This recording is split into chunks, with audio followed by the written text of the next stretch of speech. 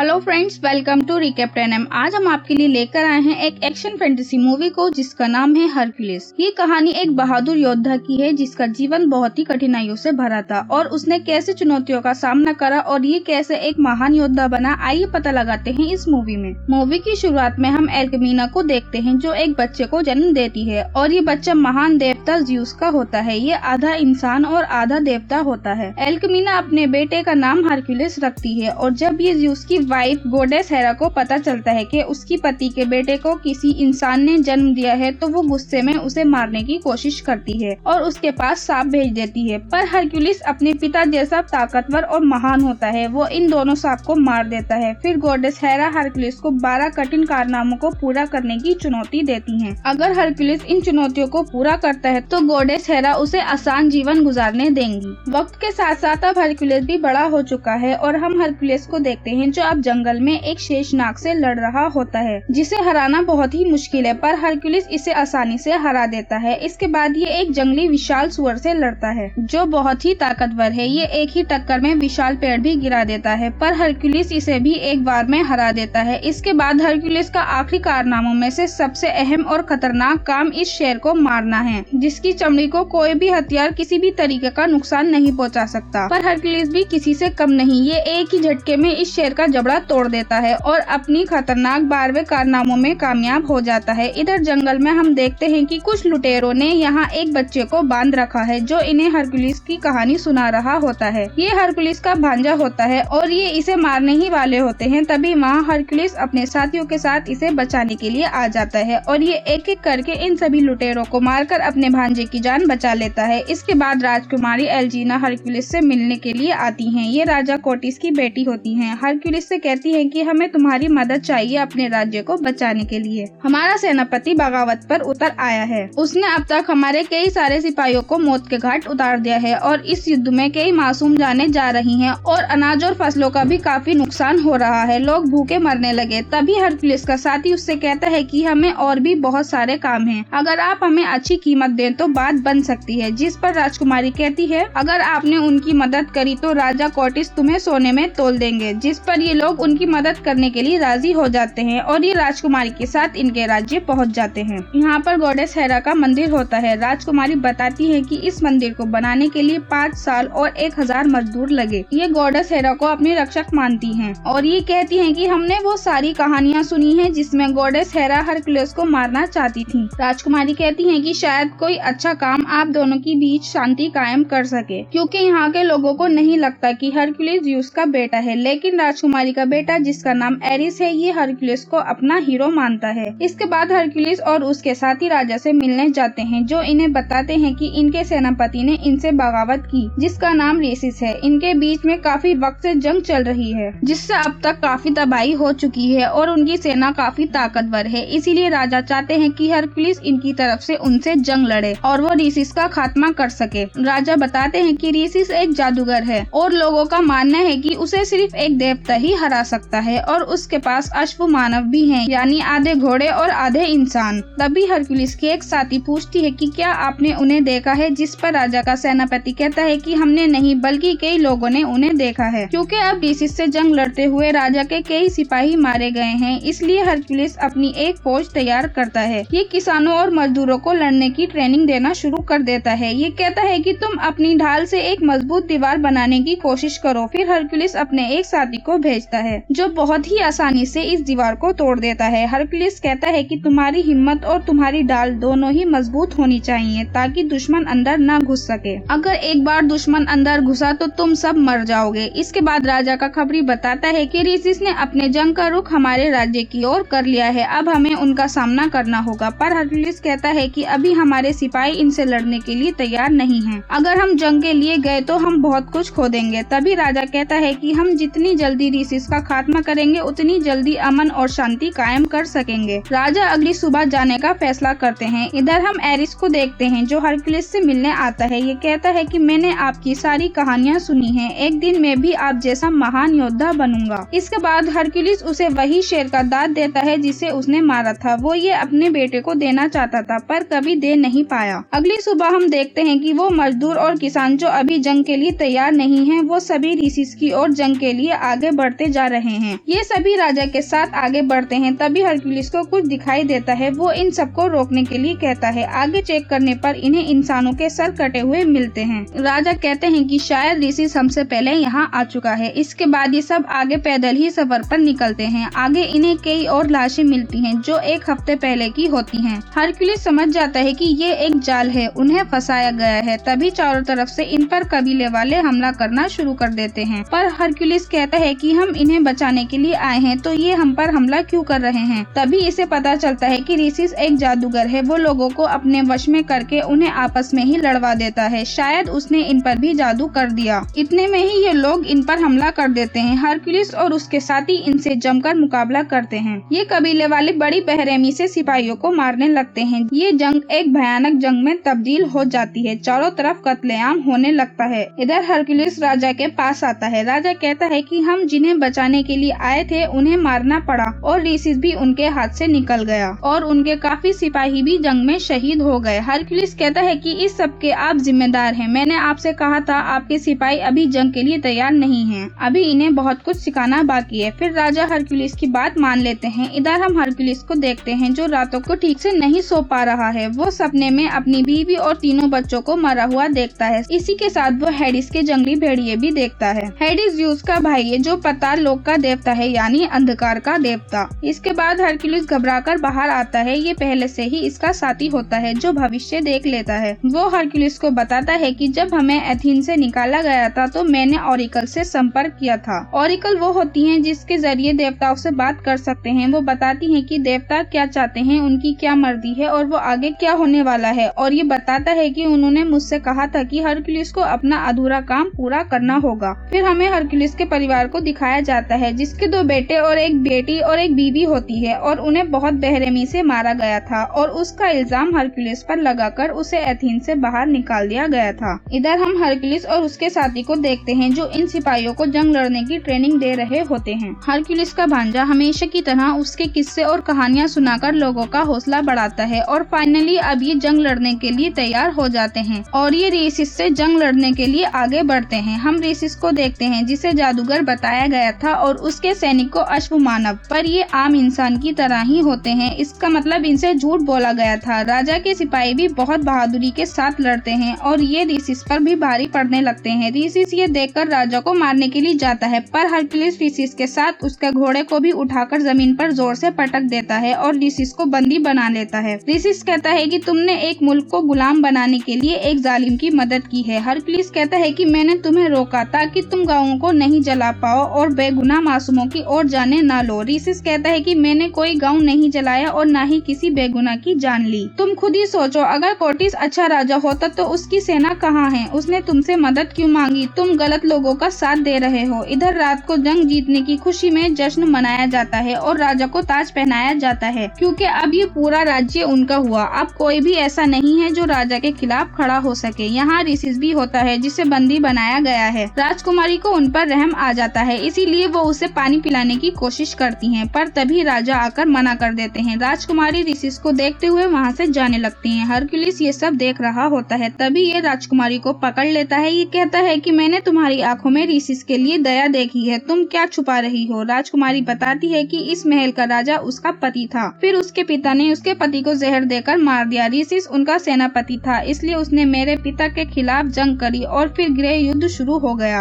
और यहाँ के किसानों को और मासूमों को मारने लगे, पर इसमें ऋषिस का कोई हाथ नहीं है। ये सब मेरे पिता ने करवाया और मुझे उनका साथ देना पड़ा क्योंकि मेरा बेटा एरिस उनके कब्जे में है। अगर मैं उनकी बात नहीं मानती तो वो मेरे बेटे को मार देते और अब वैसे भी मेरे पिता बहुत बूढ़े हो गए हैं। उनके बाद मेरा बेटा ही राजा बनेगा जो राजा बनने का असली वारिस है और फिर उसके बाद सब कुछ ठीक हो जाएगा। हरक्यूलिस कहता है कि ऐसा कुछ नहीं होगा। फिर राजकुमारी को भी एहसास हो जाता है कि हरक्यूलिस ठीक कह रहा है, उसका बेटा यहाँ महफूज नहीं है। वो कहती है कि तुम मेरे बेटे को अपने साथ ले जाओ। तभी वहाँ राजा का सेनापति आ जाता है जो कहता है कि तुम्हें फौरन राजा ने बुलाया है। राजा हरक्यूलिस से कहते हैं कि जब मैं यहाँ का सेनापति था तो मैं शुरू से ही यहाँ का राजा बनना चाहता था और फिर तुमने मेरी ये ख्वाहिश भी पूरी कर दी और अब मैं अपनी पूरी सल्तनत बनाना चाहता हूँ। जिन सिपाहियों को तुमने अपनी लड़ाई के तौर तरीके सिखाए थे वो अब दूसरे सिपाहियों को सिखाएंगे और ऐसा करते करते मैं पूरी दुनिया पर कब्जा कर लूंगा। इस सब में तुम मेरी मदद करो और मेरा सेनापति बन जाओ। पर हरक्यूलिस मना कर देता है। फिर राजा उन्हें उनके काम के बदले सोना दे देता है जो तय हुआ था और ये लोग यहाँ से जाने लगते हैं। जाते हुए हरक्यूलिस उन गाँव वालों को देखता है जो उसके जाने पर बहुत दुखी होते हैं और निराशा के साथ उसे देखते हैं। एटोलिकस इनसे जाने के लिए कहता है पर हरक्यूलिस कहता है कि इस राज्य को मेरी जरूरत है, मैं इन्हें छोड़कर नहीं जाऊंगा। सब हरक्यूलिस का साथ हो जाते हैं गाँव वालों की मदद करने के लिए, सिवाय एटोलिकस के। ये अपना सोना लेकर वहाँ से चला जाता है। ये वापस महल के अंदर आता है पर राजा को पहले से ही हरक्यूलिस के इरादों के बारे में पता चल जाता है। राजा के सिपाही इन्हें चारों तरफ से घेर लेते हैं। तभी राजकुमारी और एरिस को भी बुलाया जाता है। सेनापति राजा को बताते हैं कि आपकी बेटी एरिस को हरक्यूलिस को अपने साथ ले जाने के लिए कह रही थी। राजा के कहने पर सेनापति हरक्यूलिस पर वार करते हैं जिससे ये बेहोश हो जाता है। इसके बाद हम देखते हैं कि सभी को बंदी बना लिया गया है और हरक्यूलिस को जंजीरों से बांध दिया गया है। जब हरक्यूलिस को होश आता है तो वो एथेन के राजा हेडिस को देखता है। ये वही राजा है जिसके लिए पहले हरक्यूलिस जंग लड़ा करता था। राजा कोटिस ने हेडिस से हाथ मिला लिया है ताकि ये पूरे यूनान पर कब्जा कर सकें। हरक्यूलिस उन्हीं भेड़ियों को देखता है जिसे ये अपने सपने में देखता था। हरक्यूलिस समझ जाता है कि जिस रात उसके बीवी बच्चों को मारा गया था उस रात हेडिस ने उसकी ड्रिंक में कुछ मिलाया था, इसलिए उसे सब कुछ ठीक से याद नहीं है और यही वो भेड़िए हैं जिसने इसके परिवार को खत्म किया। हेडिस उसे सब कुछ बता देता है कि कैसे उसने उसके परिवार को मारा। हरक्यूलिस पूछता है कि तुमने ऐसा क्यों किया। हेडिस कहता है कि तुम्हारे उन कारनामों की वजह से लोग हमसे ज्यादा तुम्हें चाहने लगे थे और हमें ये बिल्कुल भी पसंद नहीं था। अगर हम तुम्हें मरवाते तो राज्य में बगावत शुरू हो जाती। हरक्यूलिस कहता है कि मुझे सब कुछ नहीं चाहिए था। हेडिस कहता है कि इसलिए तुमसे सौदा नहीं कर सकते थे कि तुम्हें कुछ नहीं चाहिए था, इसलिए हमने तुम्हारे परिवार को मारकर इल्जाम तुम पर लगा दिया ताकि सब लोग तुमसे नफरत कर सकें। ये सुनकर हरक्यूलिस को बहुत गुस्सा आता है, लेकिन वो लोहे की मोटी जंजीरों से बंधा था, चाहकर भी वो कुछ नहीं कर पा रहा था। इसके बाद इन सबको मारने का हुक्म दिया जाता है और शुरुआत राजा अपनी बेटी से करता है। तभी हरक्यूलिस का एक साथी उसका हौसला बढ़ाता है, कहता है कि तुम हरक्यूलिस हो, तुम कुछ भी कर सकते हो, बस खुद पर भरोसा रखो। फिर हरक्यूलिस अपनी पूरी ताकत लगाकर उन मोटी जंजीरों को तोड़ देता है और राजकुमारी को बचा लेता है। हेडिस अपने जंगली भेड़िए हरक्यूलिस को मारने के लिए छोड़ देता है। ये हरक्यूलिस पर हमला कर देते हैं। इधर राजकुमारी भी बाकी लोगों को आजाद कर देती है। हरक्यूलिस भी इन भेड़ियों को मार देता है और बाकी साथियों के साथ ये रिसिस को भी आजाद कर देता है। राजा कोटिस और हेडिस यहाँ से भागने लगते हैं। हरक्यूलिस हेडिस के पीछे आता है और उसी के खंजर से उसको मारकर अपने परिवार की मौत का बदला ले लेता है। इसके बाद ये बाहर आकर देखता है कोटिस अपनी सेना के साथ इन्हें मारने के लिए तैयार है और इसके पास एरिस भी है और वो इसे मारने का आदेश दे देते हैं। तभी वहाँ एटोलिकस आ जाता है और वो उस सैनिक के तीर मार देता है जो एरिस को मारने वाला होता है। मौका देखकर एरिस वहाँ से भाग जाता है, लेकिन एरिस को बचाते हुए हरक्यूलिस का एक साथी मारा जाता है। इसके बाद ये सभी सैनिक अपनी ढाल से एक दीवार बनाते हैं जो इन्हें हरक्यूलिस ने बताई थी। हरक्यूलिस गॉडेस हेरा की एक बहुत बड़ी मूर्ति नीचे की ओर फेंकता है जिसे देखकर राजा कोटिस आग बबूला हो जाता है और वो उसे जल्द से जल्द मारने का आदेश देता है, पर सैनिक अपनी जान बचाकर भाग रहे होते हैं और उस मूर्ति का एक बड़ा हिस्सा राजा कोटिस को लगता है जिससे उसकी मौत हो जाती है। हरक्यूलिस की बहादुरी और हिम्मत देखकर सभी सिपाही उसके आगे अपने घुटने टेक देते हैं, पर इन लोगों को अभी भी ये नहीं पता कि ये हरक्यूलिस सच में ज़्यूस का बेटा है। और आखिर में हमें पता चलता है कि उन 12 कारनामों में हरक्यूलिस का साथ इसके इन साथियों ने दिया, पर इसमें कोई शक नहीं कि इस सब में हरक्यूलिस सबसे महान योद्धा है। इसी के साथ मूवी का एंड हो जाता है। अगर वीडियो अच्छी लगी तो लाइक करो, कमेंट करो, सब्सक्राइब करो हमारे चैनल को। हम मिलते हैं आपसे नेक्स्ट वीडियो में, तब तक के लिए बाय बाय।